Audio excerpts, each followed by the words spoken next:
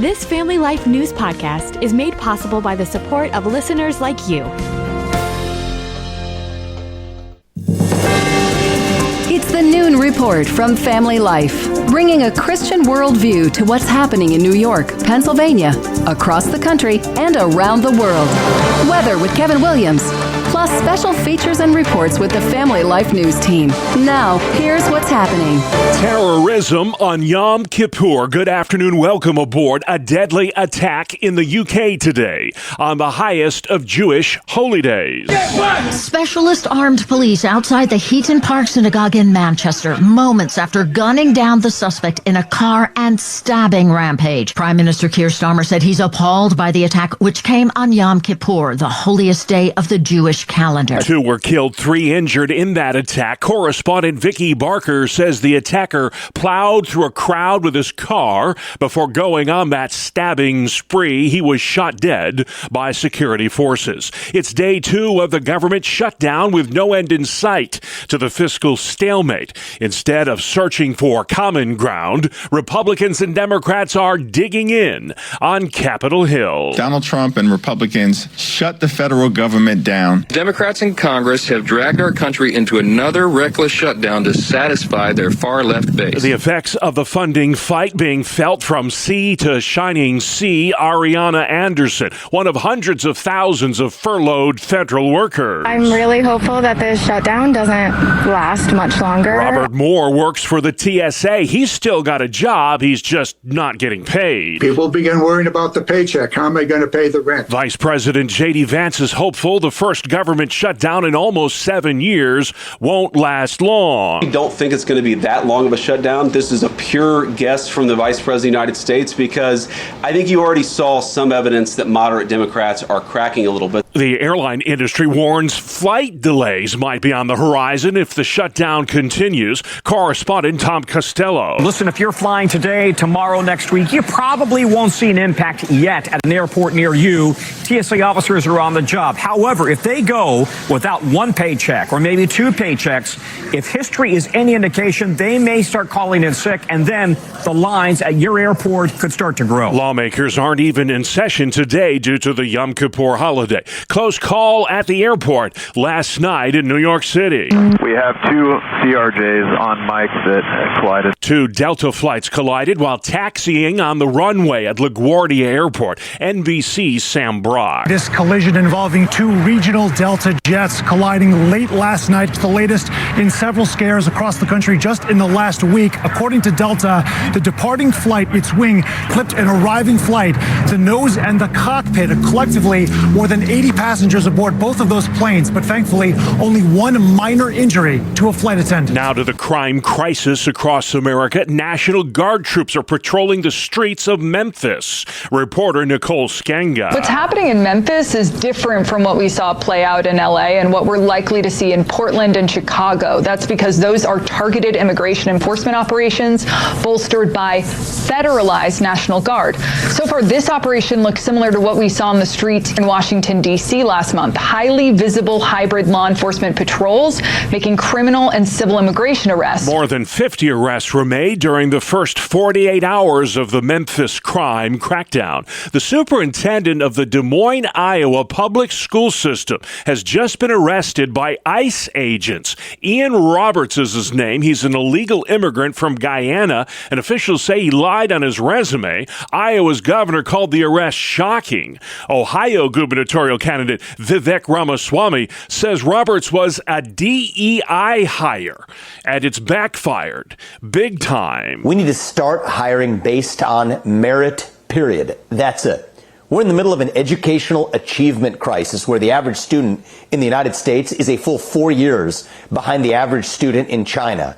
We don't have room for these gimmicks or these lowered standards. Police say the superintendent evaded arrest at the time of his capture. He was armed with a knife, a gun, and had $3,000 in cash. Roberts was wanted on a prior weapons charge. As superintendent, he oversaw a school system of 30,000 students in the Iowa state capital. A famous chimp expert has died at the age of 91. The world is reacting to the death of animal rights campaigner and primatologist Dr. Jane Goodall. In a statement, the United Nations said it's mourning her passing, calling her a messenger of peace and recognizing her invaluable legacy in promoting harmony between people and nature. Goodall went to Africa at age 26 to study chimpanzees, where she won their trust and revolutionized science. Carmen Roberts reporting. Still to come on the Noon Report, coffee with a cop, sports gambling addiction, and beware the stink bug. Good afternoon. I'm Kevin Williams. Just another pretty day underway, and a warming trend is on the way. As for rain, that's still several days away. Forecast details are coming up in 10. All right, Kevin, here's what's happening where you live. Pennsylvania Congressman Dan Muser says he will not collect a paycheck so long as the nation remains in the grip of a government shutdown. The Republican representative says if the military isn't getting paid, well, he won't either. New York Congresswoman Elise Stefanik is also refusing pay during the impasse. Hunger assistance programs are bracing for an uptick in business should the government shutdown continue indefinitely. Tara Ellis is executive director of Feed More Western New York. For so many people in our community, they are living paycheck to paycheck, and it may mean one missed paycheck before they are in need of food assistance. SNAP benefits and the federal WIC program are not expected to take any immediate hits during the shutdown, but that could change if it is not resolved soon. A Carbon County, Pennsylvania community is mourning the deaths of a woman and 4 children in a house fire. The 5 were killed when a home in Franklin Township went up in flames overnight Wednesday. The Lehighton Area School District says 3 of the children were students in kindergarten, 1st and 9th grades. I don't even know how to process that as an adult. I can't imagine what the students were trying to think about today, or not seeing their friend in school next to them. That's Lehighton resident Tammy Hoffman. The cause of that fatal blaze remains under investigation. October is Domestic Violence Awareness Month, and experts say it's a crime that is not going away anytime soon. Megan DeShadavu is president of the Willow Domestic Violence Center in Rochester. With over a decade on the front lines of this crisis, I can tell you that DV is escalating. The danger levels, the intensity of calls, the need for services continues to increase. Chelsea Beaumont escaped her abuser just 2 years ago. I suffered physical abuse. I've been emotionally abused, gaslit, mentally and verbally abused, yelled at, targeted. Basically just somebody's emotional punching bag, and physical at times punching bag. Experts say domestic abuse victims often suffer in silence out of fear of what might happen to their children. There were more than 114,000 calls to domestic violence hotlines last year alone in upstate New York. New York's Attorney General is investigating a deadly officer-involved shooting in the Southern Tier. An 18-year-old from Chemung was killed this week by police while trying to stab a woman with a pair of scissors in the living room of a home. The 18-year-old ignored multiple orders to drop the scissors. Authorities in the Southern Tier have identified human remains found inside a culvert pipe underneath a road. Those remains are that of a Rochester man missing since 2011. State DOT workers found the remains while doing maintenance work in the town of Dansville. Police used dental records to ID the man as Do So, a Burmese refugee living in Rochester. Authorities believe the body was placed in the culvert intentionally.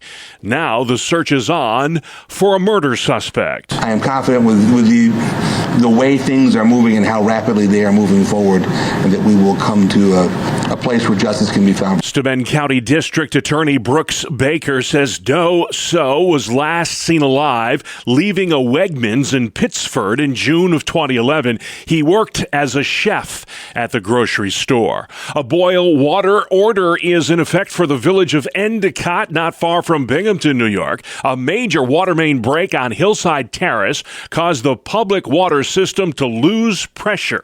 And whenever that happens, harmful bacteria can enter the water system. Endicott residents are urged to boil their water water before using it or used bottled water until further notice. Traffic accidents involving Amish horse and buggies are on the rise in Pennsylvania. There have been more than 30 the past year, including one this week that claimed the lives of 2 Amish children in Northumberland County. 30 over the last year in Pennsylvania, that is clearly an issue. PennDOT spokeswoman Fritzy Scheffler says more times than not, it's the fault of the motorist and not the Amish when these horse and buggy accidents happen. It is always sad to hear something about a community that really is a very peaceful community. Scheffler says, unfortunately, road rage is becoming all too commonplace, and it's the Amish who often suffer for it. I think people in general have lost that sense of respect and kindness towards others. We're very me-focused. I have to get to this location. I'm in a car, so therefore I am more important on the road. Nobody is more important on the road. She says honking your horn or speeding past a horse and buggy can scare the animal and lead to an accident. The crash that killed those 2 Amish kids earlier this week was caused by a motorist who fell asleep and then rammed into the back of the buggy. With football season in full swing, experts are sounding the alarm about the dangers associated with sports betting. College-age male students are most susceptible to gambling addiction, says University of Buffalo gambling expert Dr. Donald Nowak.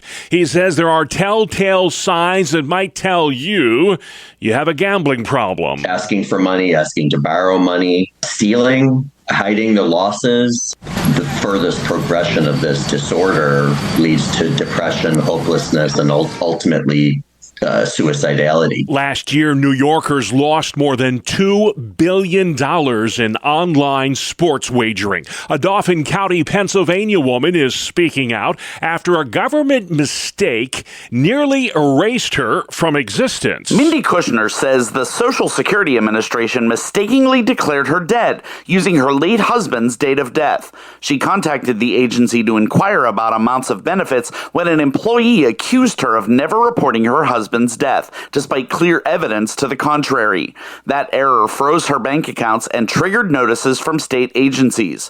Kushner, who lost her husband to cancer 4 years ago, says proving she was alive took multiple in-person visits and hours of waiting, only to be told at times that the process didn't exist. She says things may finally be resolved, but she's still bracing for more fallout as she waits to see if the mistake is truly corrected.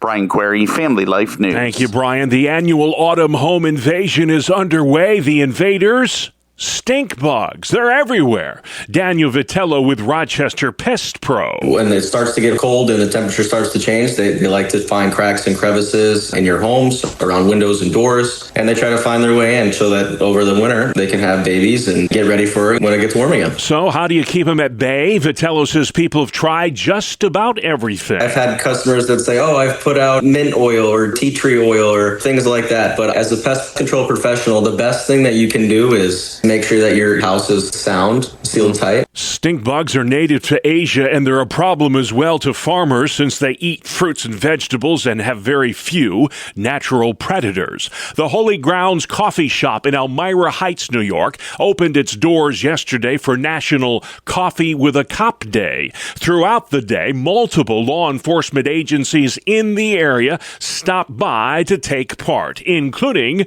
Chemung County Sheriff Bill Schramm. He tells WENY this is a great way to make connections with the community. The biggest advantage is it's in a very comfortable, neutral type of setting. They're not interacting with us at a tragic scene. They're not interacting with us at a bad time of their life. It's, they're coming in and grab a cup of coffee and maybe take advantage of engaging with us and talking about any concerns they may have, any questions they might have about law enforcement, ideas, criticisms, whatever they may have. So we enjoy that interaction. Chemung County Sheriff's deputies even hopped behind the counter to make drinks for customers during that Coffee with a Cop event. MLB second season well underway. All the action next in sports with Randy. Good afternoon, I'm Randy Snavely. Bob, only one team closed out their series to advance to the next round of Major League Baseball's playoffs. More on that in just a moment. In the Bronx, the Yankees got a decent outing from Carlos Rodon. 6 innings, 3 runs, and 6 strikeouts. But it was the guys who were left out of the Game 1 lineup who made the difference in Game 2. Ben Rice hit a 2-run home run on the first pitch he saw this postseason, and Jazz Chisholm Jr. made a sterling defensive play in the 7th inning to keep Boston from taking the lead. And then Chisholm Jr. raced home from first on Austin Wells' single in the 8th inning, and that put New York on top. This series tied now after the Yankees' 4-3 win, and you better believe that both Rice and Chisholm Jr. will be in the starting lineup today. Manny Machado belted a 2-run home run in the 5th inning, and the Padres evened things up with the Cubs after their 3-0 game in Chicago. The Cubbies only managed 4 hits in the entire game. The Guardians' offense came to life late in their contest against Detroit. Bo Naylor hit a 3-run home run as part of a 5-run 8th inning, and that put the game away 6-1. So the Tigers and the Guardians also face off in a deciding Game 3 today in Cleveland. And then you have the Los Angeles Dodgers. After falling behind 2-0 early to the Reds, there was this underlying feeling that LA was still going to win the game, and indeed they did. They came back to knock Cincinnati out of the playoffs 8-4. So the Dodgers will begin play on Saturday against the Phillies. That matchup, in my opinion, pits the 2 best teams in the National League against one another. That is a look at sports. All right, Randy, should be a great series. Thank you. Still to come on the Noon Report, terrorism on Yom Kippur. Day 2 of the government shutdown, and when will it rain again? Kev's got the answer after this. Welcome to Breakpoint, a daily look at an ever-changing culture through the lens of unchanging truth. For the Colson Center, I'm John Stone Street.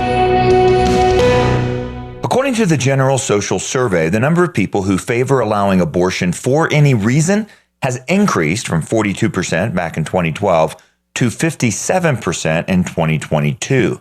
This, along with the repeated failures of pro-life legislation since the Dobbs decision, reflect that there is a growing number of Americans who oppose legal restrictions on abortion. It does not necessarily mean that there is a growing acceptance of the practice. And yet at the same time, we now know far more about the science of fetal development, about the reality of abortion, about the harms of the abortion pill for women. The pro-life case has only gotten stronger, but there are still too many Christians unwilling to make it. My friend Scott Klusendorf has spent a lifetime training pro-lifers that they can and they should make the case for life to friends, family members, and neighbors. At the Colson Center National Conference in May, he summarized how to make the case for life to hypothetical Aunt Betty. Here's Scott Klusendorf. I'm pro-life because it's wrong to intentionally kill innocent human beings. And the science of embryology is clear that from the earliest stages of development, you were a distinct, living, and whole human being. You weren't part of another human being like skin cells on the back of my hand. You were already a whole living member of the human family, even though you had yet to grow and develop. And you know what else, Aunt Betty? There's no essential difference between you, the embryo, and you, the adult, that would justify killing you back then. Klusendorf then repeated his call for all Christians to defend innocent preborn life. Men and women, all of us as Christians have to confront our fears. And I'll leave you with this. That's my last point. We have to confront the fear of somehow offending people. This has been talked about a lot here. But you know what I have found in pro-life apologetics? When I present a careful case for the pro-life view persuasively and graciously, it draws people in to take a closer look at the total biblical worldview we're espousing. And I'll end with this story. My colleague, who's a pastor, was set to preach on abortion not long ago, and he was approached just before the service by a couple in the church who said, "Hey, Pastor, don't blow it today. We have a Spanish professor friend of ours here from Madrid. He's an atheist, but he agreed to come to church, so you better not mess it up today." And my buddy's thinking, oh no, do I call an audible and change my sermon here and not talk about abortion? No, he talked about it, laid out a biblical case, a philosophic case, a scientific case. And when the sermon was over, that Spanish atheist made a beeline for him and said this: "You, sir, have defied every expectation I had today coming to church. I've never met a smart Christian. You just blew out all my stuff." And he said, what world did you come from? I haven't seen people like you. What was interesting is instead of abortion driving him away from the gospel, that man stayed with that family, as he was scheduled to do, for a week, and they had dozens of gospel talks. What opened the door to that? The fact that the Christian had an intelligent case to make on the pro-life view. Believers, let's not be afraid to stand up and make our case persuasively. We should worship the Prince of Peace, not peace. Let's go out there and give him heaven. Scott Klusendorf's book, The Case for Life, the second edition, remains the best training resource on the topic. Christians have to know that the truth about who we are as human beings is objective, absolute, and knowable. In this cultural moment in which so many lives are at stake, every single Christian must be prepared to make the case for life. For the Colson Center, I'm John Stone Street. Thank you, John. Let's head outside next. Kevin Williams. Here is your family life forecast. Mostly sunny this afternoon. High temperatures, mid-60s to low 70s. Tonight will turn out clear, not as chilly as last night. Some patchy fog in the valleys late. Low temperatures, 40s and low 50s. For tomorrow and Saturday, sunny and turning warmer. High tomorrow in the 70s. High temperatures Saturday in many areas, nudging 80. All right, thank you very much, Kevin Williams. This is the Noon Report. I'm Bob Price. Here's what's happening Thursday, the 2nd of October. 2 people dead in Manchester, England, 3 others injured after a terrorism attack outside a Jewish synagogue on the holiest day for Jews, Yom Kippur. The attacker was shot and killed by police before he could enter the synagogue. Cops say the terrorist plowed through a crowd with his car before going on a stabbing spree. Now to Washington, where the 2-day-old government shutdown shows no signs of letting up. Reporter Ryan Nobles has the latest on the fiscal fight on Capitol Hill. Congress is not even in session today, so the earliest that there could possibly be another vote on government funding won't be until tomorrow afternoon, guaranteeing that this shutdown will extend into a third day, with both sides unwilling to compromise. Senate Minority Leader Chuck Schumer. Republicans tried to bully us, and it's clear they can't. They don't have the votes.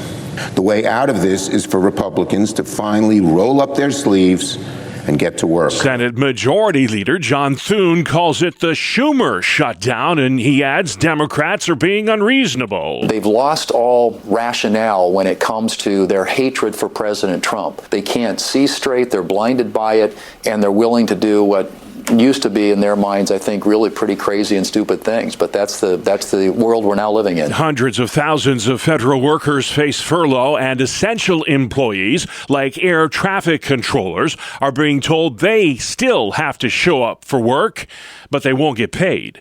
A collision last night between 2 airplanes at LaGuardia Airport in New York City. Thankfully, it happened while they were on the ground. Those Delta jets clipped each other while taxiing on the runway. Aviation expert Chris Van Cleve. Flight 5155's wing made contact with the fuselage of the other airplane. We've seen some pictures from the scene that show damage to the nose of one of these regional jets. Also, one of the cockpit windows, at least the outer panes of it, appear shattered. One flight attendant was treated for minor injuries. The White House is expanding efforts to send National Guard troops to crime-ridden cities. Reporter Nicole Valdez has more from Memphis. With a renewed message vowing to wipe out crime in several major cities across the country, Defense Secretary Pete Hegseth and Homeland Security Advisor Stephen Miller touched down in Memphis late Wednesday, joined by U.S. Attorney General Pam Bondi.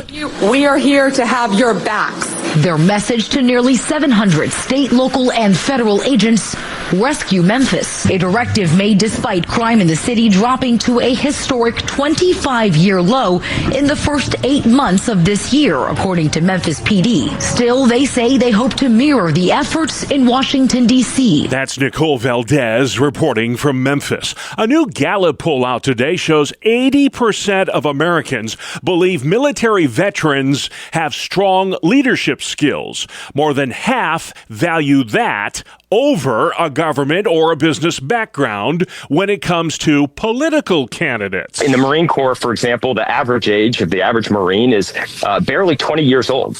And by the time they reach 20 years old, the average Marine will be responsible for at least 3 other Marines' lives. That's Ryan Burkott with the group With Honor. It's an organization that supports veteran candidates for political office. You're listening to the Noon Report for Thursday on Family Life.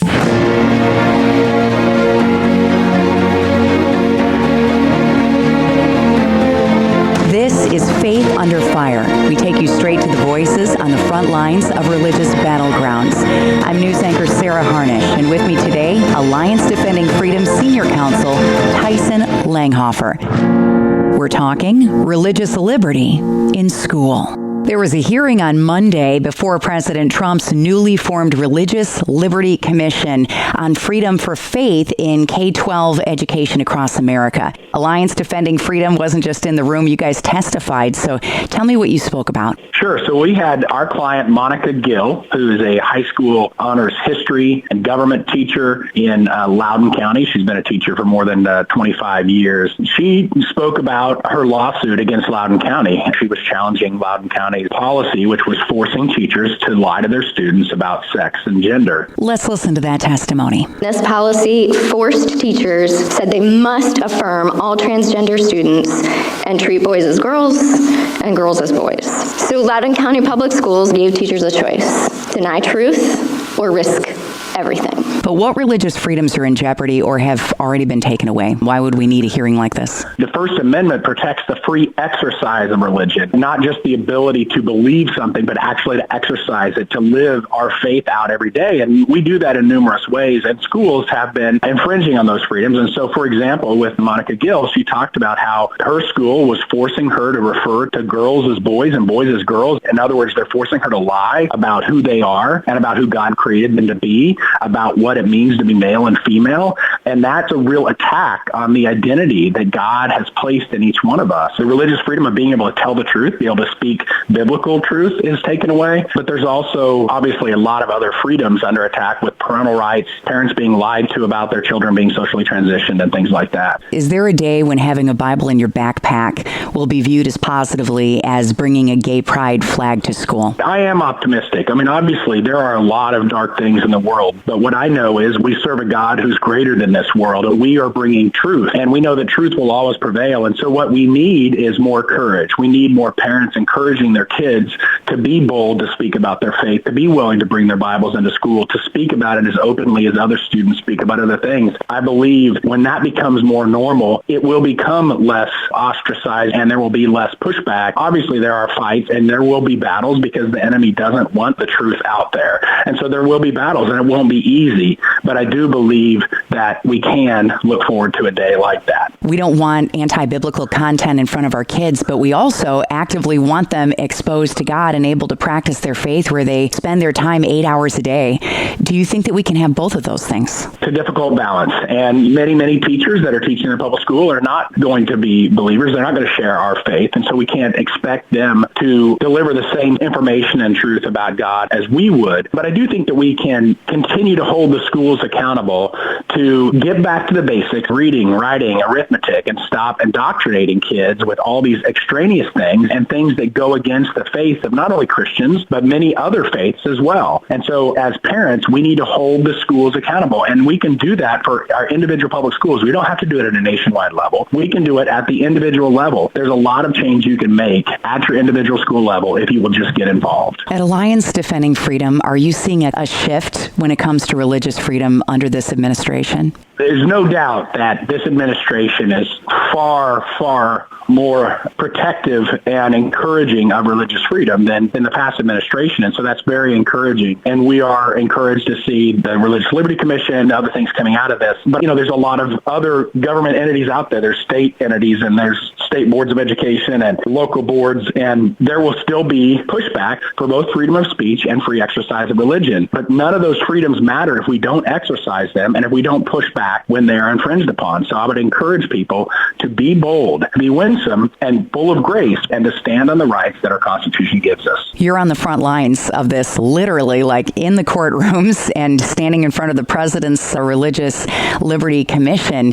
Why do hearings like this, Tyson? Do you think that it will lead to true freedom? Will it lead to change? We do hearings like this because when people see clients like Monica Gill Monica tells her students every day when they come in, you are loved. Mrs. Gill loves you. You are valued. When they see that, even people who don't agree with this can look at that and say, that's the type of person that I want in our public schools. That's the type of thing that I want to protect. And I think when we tell our clients stories, people recognize that that's the type of society we want. We're going to have to fight to protect these very unique freedoms that are in our Constitution that very few other countries have.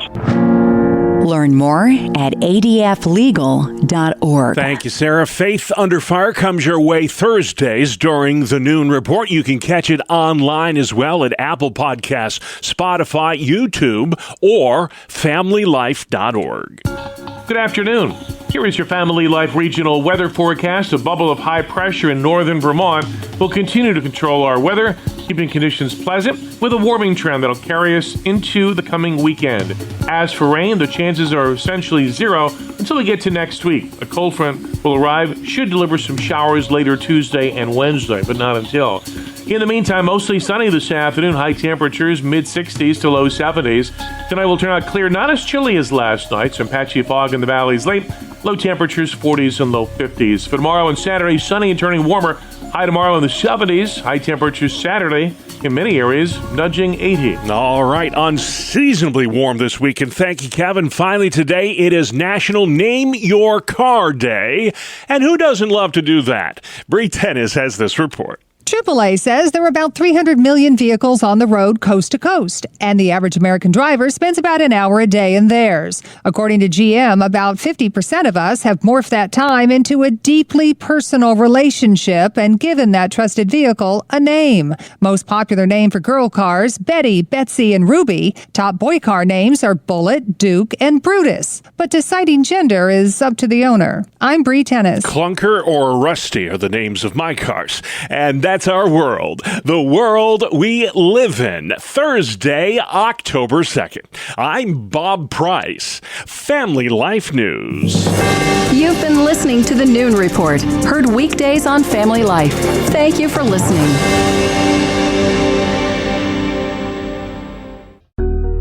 Thank you for listening to this Family Life News podcast.